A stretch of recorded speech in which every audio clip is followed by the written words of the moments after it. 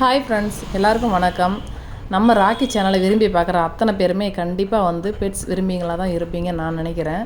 ஏன்னா அவங்களால மட்டும்தான் நான் எவ்வளோ மொக்கையாக இந்த மாதிரி வீடியோஸ் போட்டாலும் பார்க்க முடியும். ஏன்னா அந்தளவுக்கு நீங்கள் பெட்ஸை விரும்புகிறீங்கன்னு அர்த்தம். கண்டிப்பாக உங்கள் வீட்லேயும் வந்து கண்டிப்பாக பெட்ஸ் வளர்ப்பீங்க.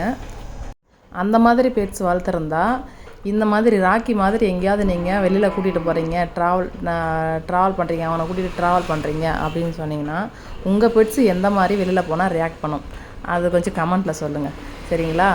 ராக்கி எப்படின்னா வண்டி வந்து நிற்காமல் போகணுங்க.